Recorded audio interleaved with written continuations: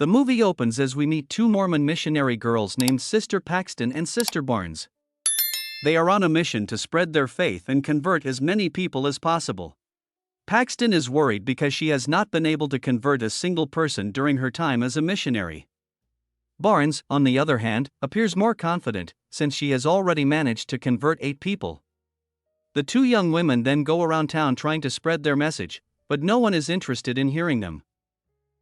Sometime later, it begins to rain, and the two go over their list of people to visit. They soon arrive at the home of a man who had shown prior interest in the Mormon religion. They lock their bicycles outside and knock on the door, to which an elderly man named Mr. Reed answers.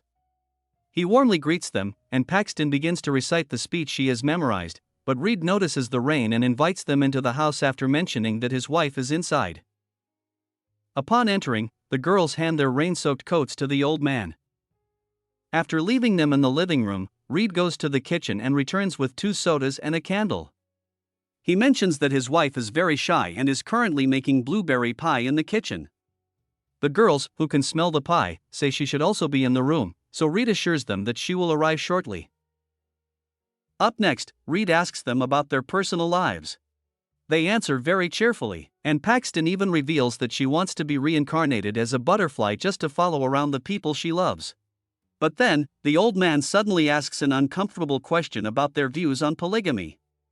The girls are clearly opposed, so Reed claims that Joseph Smith, the founder of Mormonism, initiated sexual relationships with multiple women, resulting in the practice of polygamy.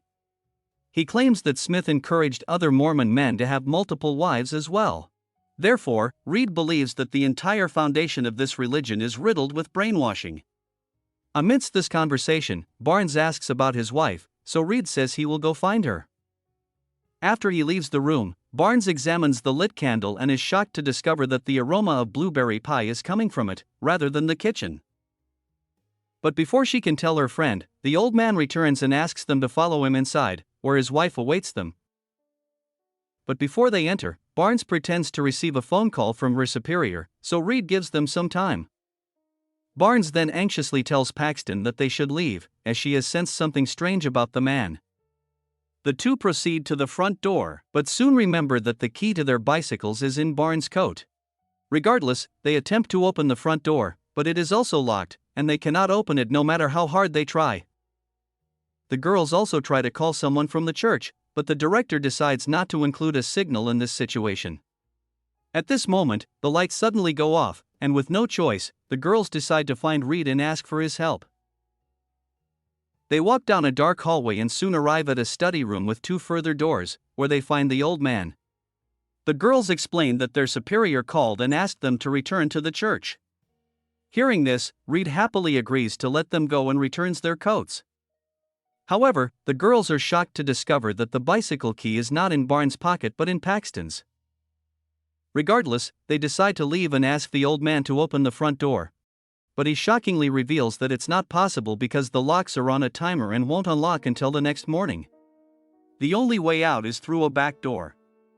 Of course, the girls are now filled with horror and are unsure of what to do.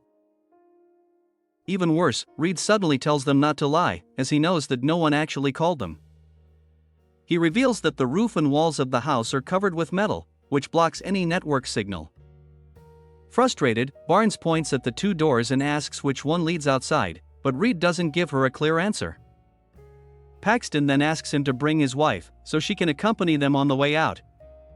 In response, Reed says that they have already noticed the scented candle and no oven with a pie.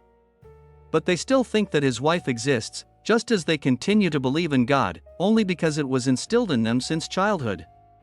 Upon hearing this, both girls are deeply frightened, and Barnes opens the 2 doors in the study room. But to her disappointment, both of them lead to a dark basement, and not outside. Elsewhere, at the Mormon church, a minister named Kennedy is about to call it a day. But when he reviews the daily log and notices that Barnes and Paxton still haven't returned, he becomes really worried. Returning to the house, the creepy man begins to talk about his views on the world's religions. He explains that, according to the facts, the major monotheistic religions Judaism, Christianity, Islam, and Mormonism all derive from the same source material in various forms. Reed then states that Judaism should be regarded as the original, as it is the root of all these religions. But only 0.2% of the world's population now practices Judaism, while its copy religions have huge amounts of followers. He reveals that this is because Judaism doesn't advertise its God and has no publicity strategies, unlike other religious groups. Reed also claims that these girls are nothing more than salespeople trying to sell a product. After this, Reed writes belief and disbelief on 2 doors and challenges the girls to choose one to leave. Paxton tries to enter the disbelief door, but Barnes stops her and says the choice doesn't matter because he won't let them go. Barnes then chooses to enter the belief door instead, and Paxton also follows her. They ask Reed if he isn't coming, but he simply shuts the door on them. The girls soon arrive at a dark basement, with only a table and a fold-out chair in the room. Barnes moves the table and places the chair on top to try to reach a high window. But, when they hear the door above the stairs open, they quickly return the furniture to their original positions. Barnes then hands Paxton a letter opener that she had taken from Reed's study, asking her to use it on the man if he tries to hurt them. Moments later, someone arrives at the basement, and they think it's Reed. But it turns out to be a barefoot woman, dressed in a dirty robe and looking decrepit. The woman places a pie on a table and begins to convulse on the floor without saying anything. Meanwhile, Reed begins speaking with the girls through the speakers installed in the basement. He explains that this woman is a prophet of God, and today they are going to witness a miracle. Soon, the woman begins eating the pie, and Reed reveals that it is poisoned and she will die soon. The girls are shocked, but Reed reveals that the woman will soon be resurrected due to the power of God. Barnes and Paxton then watch in horror as the woman collapses on the ground and passes away. Afterward, Reed orders them to examine her condition. The girls nervously check her pulse and breath and eventually determine that she has died. However, Reed is very confident that she will return soon and will tell them what she saw in the afterlife. At this moment, the doorbell suddenly rings, and Reed goes to answer the door. After the man leaves, the girls begin screaming at the top of their lungs, but their cries do not reach the front door. Meanwhile, outside the house, we see that it is Kennedy standing in the snowstorm. Kennedy asks if he has seen the church girls, who were supposed to visit him, but the old man responds that he hasn't seen them and that they didn't show up at his place.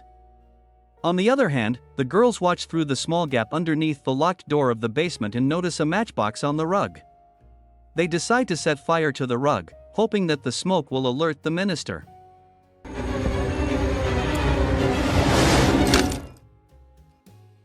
Outside, Mr. Kennedy apologizes for bothering Reed and decides to leave, while Reed watches him.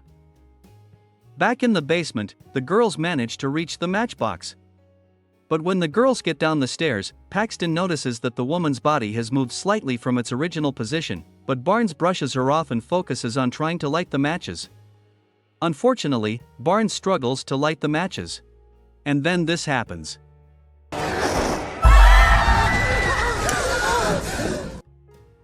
The dead woman suddenly appears and starts throwing up. The woman suddenly explains what she saw on the other side and ends with the phrase, "It's not real." Just then, Reed also arrives at the basement and pulls her away from the girls. He tells them that the words they have just heard are sacred and will be written in holy books. Next, Reed urges the girls that they can also die and experience what lies beyond life. He claims that it will give them definitive answers to all the mysteries of human existence. However, Barnes argues that what the woman saw was only a hallucination brought on by a near-death experience.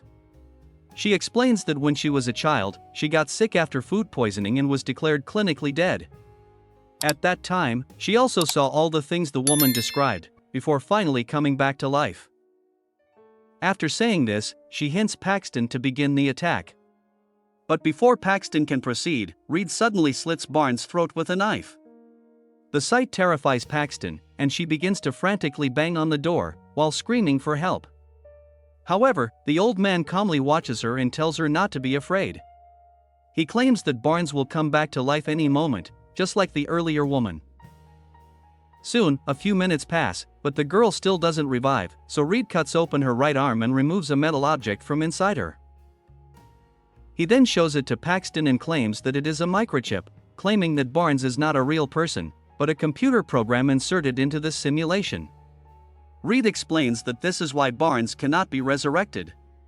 He goes on to say that this world is a simulation and that the only way to get to the real world is through death, and encourages Paxton to live herself. However, Paxton thinks that the metal object is actually a birth control implant. She then begins to explain how the entire resurrection thing was just a ruse created by Reed. Being a keen observer, Paxton points out that, while they were distracted by the minister's arrival, a second woman dressed identically to the deceased woman emerged from a hidden door. This woman took the dead one's place and recited a script written by Reed. However, the woman improvised a phrase that was not planned and said, "It's not real." Thus, Reed's murder of Barnes, as well as his attempt to persuade Paxton of a simulated reality, are all improvised to cover up his failed plan. After saying this, Paxton begins looking for hidden doors throughout the basement and eventually finds one, which leads to another cellar. Reed warns her not to go in there, unless she is prepared to find the one true religion. Despite everything that has happened, the girl decides to proceed, as she wants to find out the truth. She then descends a shaft to the bottom, where she discovers a woman's corpse, proving her theory correct. During this, Reed shuts the door, and Paxton uses her cell phone's light to continue walking deeper.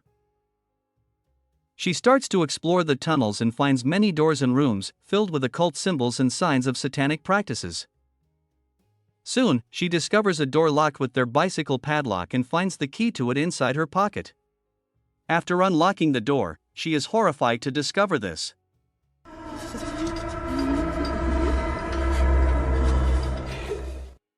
She discovers a cold storage room filled with weak women imprisoned in small cages. At this moment, Reed arrives and asks Paxton if she understands what the one true religion really is. In response, Paxton explains that when he left them alone in the living room, he went outside to get their bicycles, so they would not be discovered if someone came looking for them. They also thought he had put the key in the wrong pocket, but he did so on purpose, because he had everything planned to get her to where she is now. Paxton reveals that she didn't choose to be here. She explains that he wanted her to know that the only reason she's standing there right now is because it's exactly where he wants her to be standing.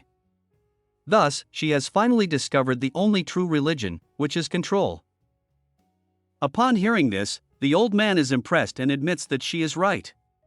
He claims that none of these women are here against their will, rather, their own beliefs and decisions have brought them to this point. After that, he cuts one of the woman's fingers as a punishment for going off script earlier. The sight makes Paxton cry. And when the psycho begins yapping about religions,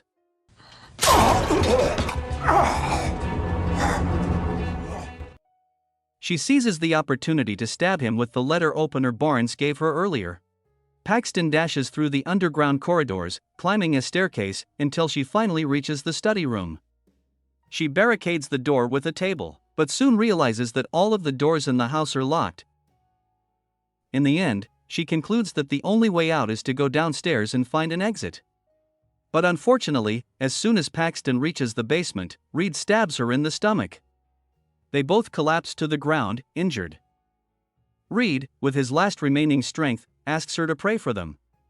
Paxton responds that praying won't change anything, but she admits that there is something beautiful about thinking of others and being kind. Following this, she eventually begins to pray, and Reed crawls across the floor and leans on her chest while crying. Here, Reed raises his knife to finish her, but then someone pierces his head with a wooden plank with nails. It turns out to be Barnes, who is still alive and has managed to kill the sadistic man. But sadly, she also collapses and soon dies in the arms of her friend. In the aftermath of this incident, Paxton crawls upstairs and comes across a prototype of the place. She examines it and discovers an escape route through an air duct. Paxton goes through it and finally leaves the wretched house after hours of torture. As she walks through the forest, a butterfly lands on her hand. This reminds Paxton of a wish she made: if she were reincarnated, she would return as a butterfly and land on her loved one's hand. It then vanishes, leaving Paxton alone in the snowy landscape. Thus, we reach the end of this film. Thanks for watching. You can like this video to support us. Don't forget to subscribe for more content. See you in the next video. Goodbye.